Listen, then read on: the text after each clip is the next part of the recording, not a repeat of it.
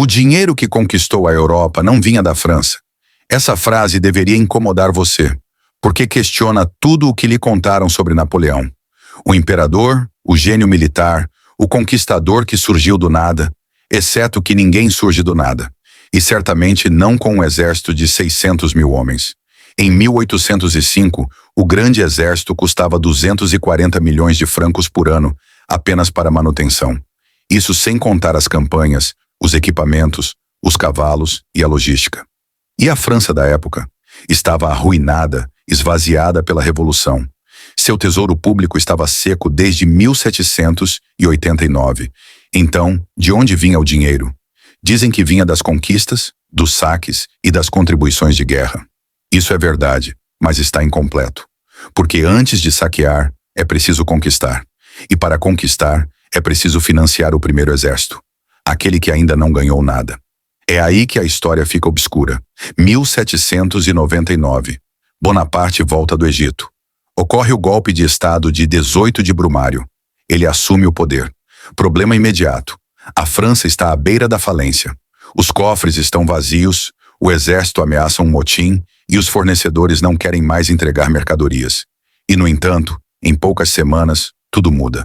Os salários são pagos, os uniformes chegam, os canhões são fundidos e o exército cresce. O que aconteceu entre novembro de 1799 e maio de 1800? Um nome aparece constantemente nos arquivos financeiros: Gabriel Julien Ouvrard. Você não o conhece? É normal, ele não é ensinado nas escolas. Ouvrard é o que chamaríamos hoje de um especulador internacional, um financista sem fronteiras. Ele controlava redes bancárias em Paris, Amsterdã, Londres e Hamburgo. Ele emprestava para todos, inclusive para os inimigos da França. Em 1800, ele adiantou 60 milhões de francos a Bonaparte, em dinheiro vivo. Nenhuma garantia oficial, apenas uma promessa: os contratos de fornecimento para os exércitos, o monopólio do abastecimento, o acesso direto ao tesouro público assim que a vitória fosse alcançada. Mas Ouvrard não estava sozinho. Atrás dele estava o banco Hope & Co., sediado em Amsterdã, uma instituição holandesa oficialmente neutra, exceto pelo fato de que a Hope também financiava a Marinha Britânica. Você leu certo. A mesma rede financeira emprestava para Napoleão e para seus inimigos. Por quê?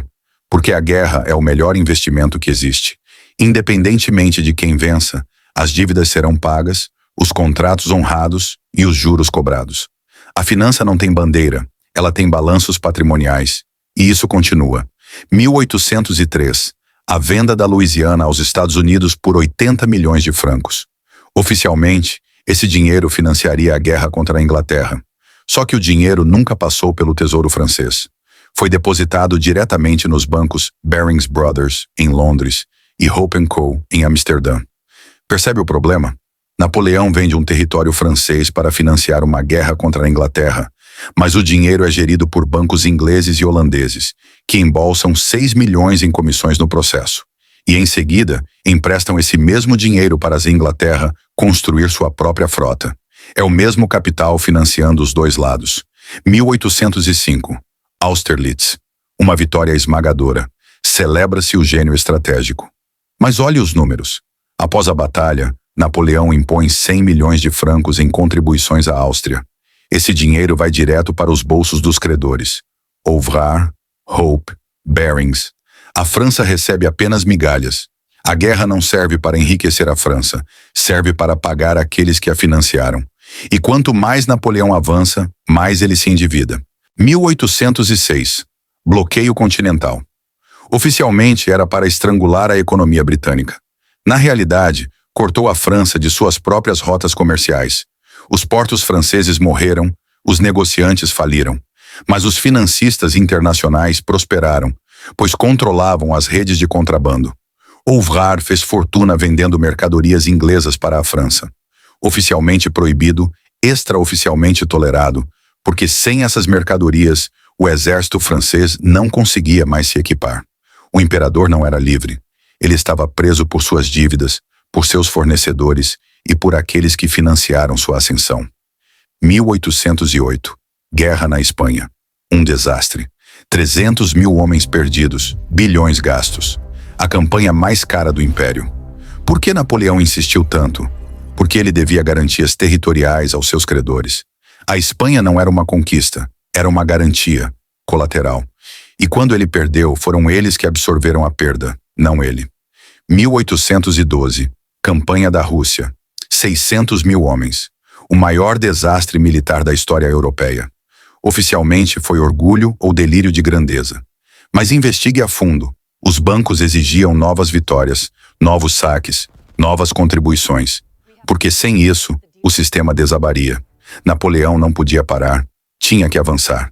Sempre mais longe, sempre mais caro. A guerra não era mais um meio, era uma obrigação contratual. Então, quem realmente ganhou nessa história? Não foi a França. Ela perdeu 2 milhões de homens em 15 anos. Saiu do império arruinada, com fronteiras reduzidas e influência destruída. Também não foi Napoleão. Ele terminou exilado em uma ilha, isolado, vigiado e despojado de tudo.